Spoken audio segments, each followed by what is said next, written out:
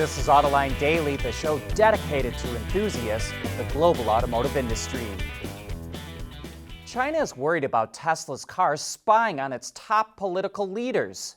Starting on July 1st, Teslas will be barred from entering a city near Beijing for 2 months. No reason was given other than it concerned, quote, national affairs. Government officials will be gathering in the city for a meeting to discuss policy. And several months ago, Tesla cars were barred from driving on certain roads in the city of Chengdu while Chinese President Xi Jinping was visiting the city. And last year, the Chinese military barred Tesla vehicles from entering military sites because it was concerned their cameras were spying on them, which Elon Musk denied was happening. Tesla isn't the only automaker that has cameras on its cars, so to us, this is a strong message from Chinese leadership that it really doesn't trust the American company. Prices for electric cars are going up sharply as automakers try to offset soaring prices for the raw materials needed to make batteries. Whereas the average price of a new car in the U.S. market is $46,000, the average price of an electric is $61,000 according to Edmunds.com, but that does not include Tesla. Some automakers have raised prices significantly. Tesla's Model Y is now 65% more expensive than it was a year ago, according to Reuters.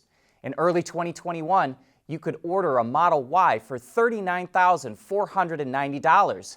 Now the cheapest one is $65,990. GM raised the prices of the Hummer EV by $6,250.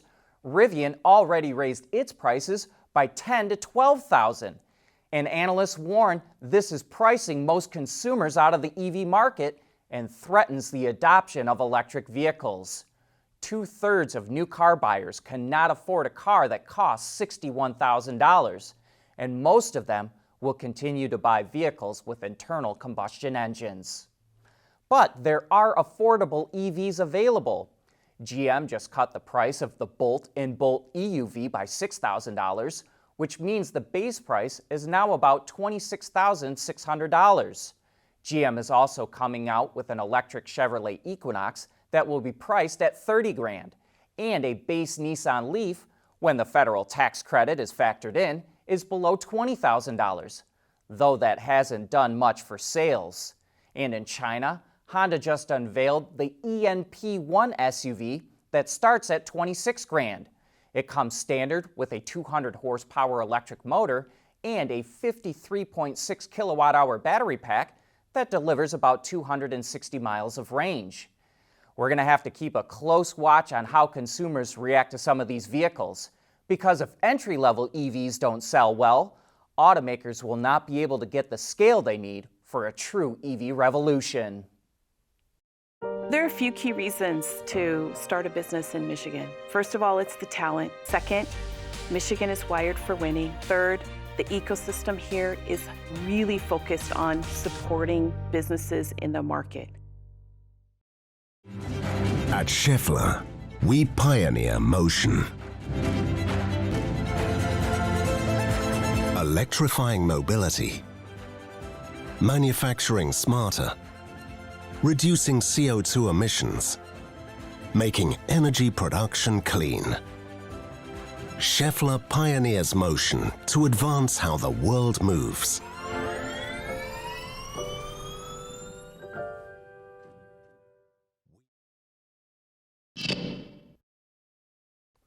Black, white, and silver might be the most popular colors for passenger vehicles, but they actually lose their value faster than vehicles in a brighter hue. IC Cars says colors like yellow, orange, and purple hold their value better. In fact, it says a yellow vehicle will lose only 4.5% of its value over a 3-year period compared to the worst color, brown, which loses 17.8%. Or if you want to throw a dollar figure on it, a yellow vehicle is worth a little more than $3,000 less than the MSRP, while brown loses over $7,600. There's likely a couple of factors at play here. Bright colors are less common, and that limited supply keeps prices up. We also think the type of vehicle plays a role. Bright colors are more common on sports cars, and they're also likely to hold their value better. But it is a completely different story for pickup trucks. The blander colors tend to depreciate less. Automakers see a lot of potential for fuel cells in commercial applications, and Volvo started testing 2 large vehicles that are powered by hydrogen. The first is a big Class 8 truck that features a battery pack and 2 fuel cells supplied by Cellcentric, a joint venture between Volvo and Daimler Truck. The fuel cells are capable of generating 300 kilowatts of onboard electricity and will help provide an estimated range of up to 1,000 kilometers or 621 miles. Volvo says customer trials will start in a few years, but it probably won't start selling them until the end of the decade. Part of the reason it's going to take so long is because the infrastructure still needs to be built up. Right now, there's not a lot of places to go and fill up with a tank of hydrogen. Even so, Volvo is also testing a prototype articulated hauler, or those huge dump trucks you see on construction sites, that runs on hydrogen. It holds 12 kilograms of hydrogen, which takes about 7.5 minutes to fill, and that's enough for the truck to operate for about 4 hours. Just for comparison, a passenger vehicle like the Toyota Mirai holds 5 kilograms of hydrogen. But this new truck is all about testing alternatives to battery electric and diesel. And it doesn't stop there. Opel is launching the fuel cell version of its Vivaro van. Since this van comes in a number of powertrain options, the fuel cell is located where the engine would normally be. The hydrogen tanks, with a capacity of 4.4 kilograms, replace the underfloor battery pack in electric versions, and a small 10.5 kilowatt-hour battery, which can be charged separately, is added under the front seats. Combined, the system provides up to 400 kilometers or about 250 miles of range based on the WLTP test cycle. The van also boasts a payload and towing capacity of 1,000 kilograms.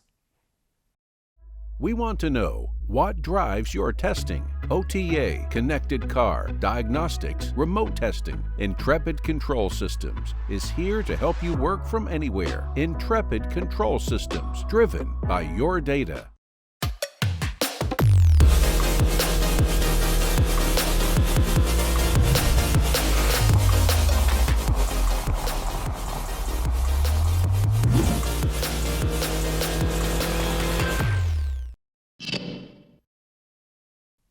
Bridgestone and Dow developed new tire sealant technology that is able to self-seal a tire if it gets punctured.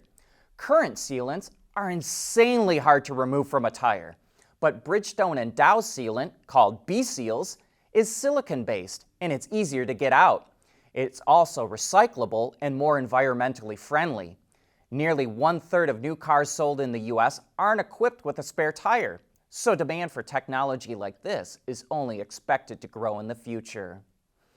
Lamborghini has been directly impacted by Russia's invasion of Ukraine because Lambo gets the wire harnesses for the Huracan from western Ukraine, and production of those harnesses gets interrupted when workers have to run into bomb shelters. But instead of resourcing those harnesses to other suppliers, Lamborghini adopted a dual production strategy where its supplier Leone is duplicating that work outside of the war zone, though Lambo is deliberately vague as to where that may be. Lamborghini's head of purchasing says they want to stick with their existing suppliers who have sacrificed so much to keep production going. BMW is converting one of its engine plants to make EV components. The automaker's factory in Steyr, Austria will produce 600,000 e-drives annually starting in 2025. The site will also develop the e-drives. The move is part of a $1 billion investment through 2030 BMW is making in those types of components. And speaking of BMW and manufacturing, the automaker is testing self-driving forklifts at one of its supply centers. The forklifts are equipped with cameras to help them maneuver, but they're not installed with processors or hardware to determine where to go.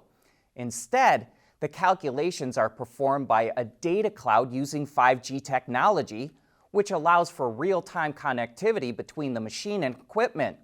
The autonomous forklifts are being used to load and unload trucks at the plant, and the goal of the project is to help improve BMW's logistics system. But that brings us to the end of today's show. Thank you for tuning in.